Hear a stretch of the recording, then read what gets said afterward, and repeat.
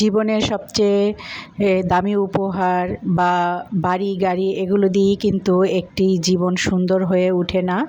আমি মনে করি একটি জীবন বা একটি পরিবার সুন্দর হয়ে ওঠে একসাথে মিলেমিশে থাকা, আনন্দ, ছোট ছোট মুহূর্তগুলো ভাগাভাগি করে নেওয়া এবং সেই ছোট ছোট মুহূর্তগুলো একসাথে এনজয় করা।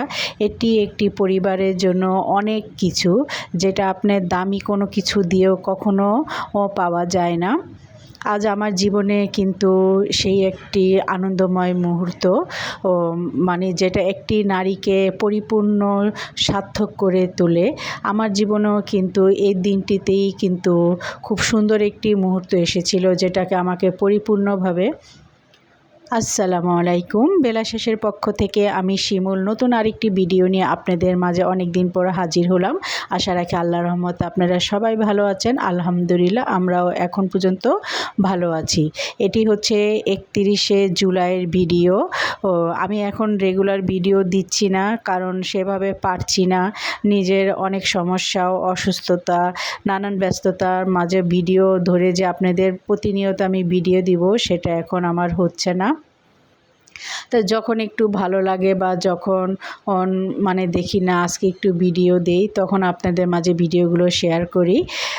আর শুরুতেই বলে নেই, যারা আমার ভিডিওটি মানে এখন দেখছেন অবশ্যই একটি লাইক দিয়ে ভিডিওটি কন্টিনিউ করবেন, বেশি বেশি সবার মাঝে শেয়ার করে দিবেন এবং সাবস্ক্রাইব করবেন।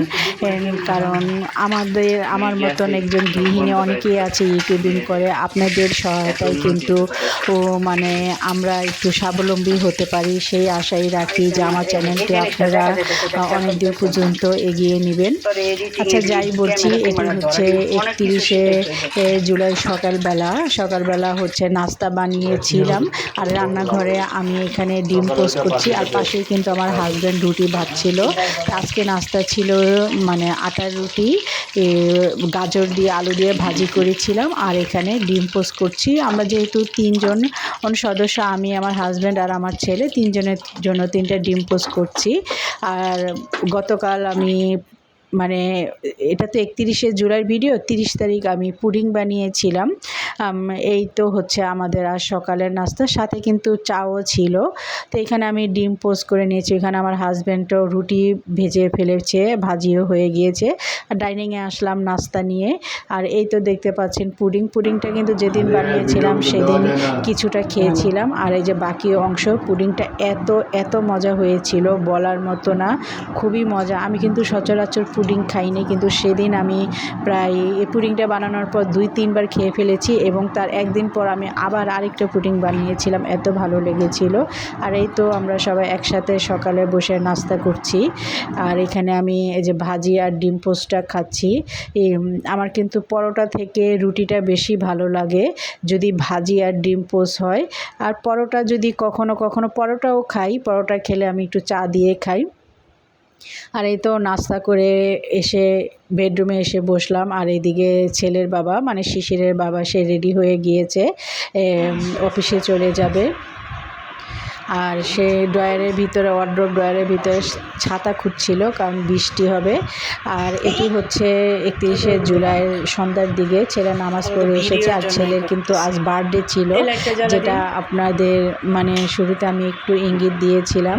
আর ছেলের বার্থডেতে ছেলের বাবা ভালোবাসা দিয়ে একটি ছোট কেক এনেছে। আমরা সচরাচর ছেলের বার্থডে, ছেলে যখন হয়েছিল প্রায় 2-3 বছর, তার মানে একটু জাঁকজমকভাবে বার্থডে করতাম। তারপর থেকে আর কখনো তার বার্থডে সেভাবে আমরা সেলিব্রেশন করিনি, মানে এভাবে একটা ছোটোখাটো কেক আনতো বা আমরা একটু বাইরে যেয়ে খেতাম, এইভাবেই এখন পর্যন্ত চলছে। আর আমার ছেলের জন্য সবাই দোয়া করবেন, সে যেন একজন ভালো মানুষ হয়। আর 31শে জুলাই যেহেতু তার বার্থডে ছিল, ইচ্ছা ছিল যে একটু বাইরে যাব, কিন্তু উপায় থাকতেও পারিনি, কারণ ছেলে পরীক্ষা ছিল। ছেলে তো আপনারা সবাই জানেন এইচএসসি পরীক্ষা দিচ্ছে। তার সেদিন মানে 31শে জুলাই যেহেতু তার বার্থডে ছিল, 2 তারিখ ছিল তার হায়ার ম্যাথ পরীক্ষা।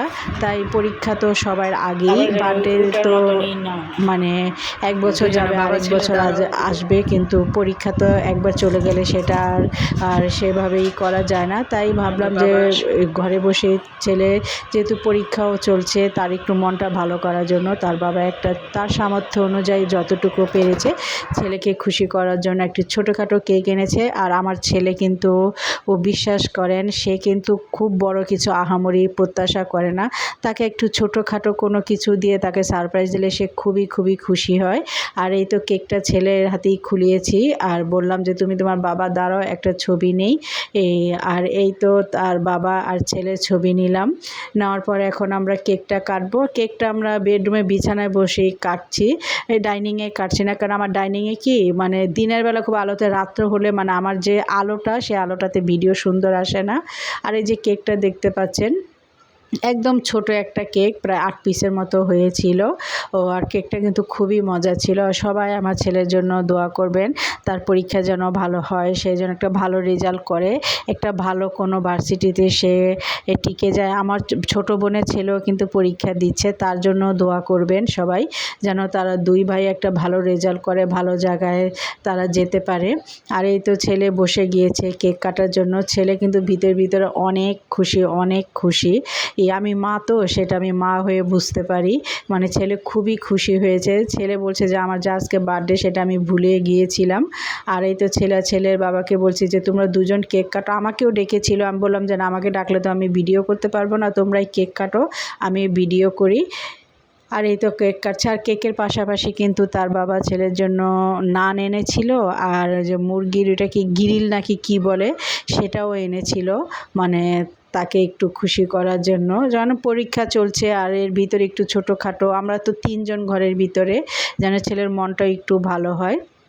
আপনারাও চাইবেন আপনাদের সন্তানকে আপনাদের সামর্থ্য অনুযায়ী যা পারেন ততটুক দিয়ে তাকে খুশি রাখতে। আর এদিকে ছেলের বাবা আমাকে একটু কেক খাইয়ে দিয়েছে, আর আমার কেক কিন্তু খুবই খুবই পছন্দ। আর এই তো দেখতে পাচ্ছেন বাবা ছেলে বাবাকে খাইয়ে দিয়েছে, ছেলেও কেক কাটলো। আর এই তো নাস্তা এনে এখন কেক কাটার পর এখন আমরা সবাই নাস্তা খাবো। তো সবাই দোয়া করবেন। আজকে ভিডিওটি এখানেই রাখছি, আগামীতে আবার নতুন আরেকটি ভিডিও নিয়ে আপনাদের মাঝে হাজির হওয়ার চেষ্টা করব। সে পর্যন্ত আপনারা সবাই ভালো থাকুন, সুস্থ থাকুন, নিরাপদে থাকুন, যে যার স্থান থেকে ভালো থাকুন। আল্লাহ হাফেজ, আসসালামু আলাইকুম।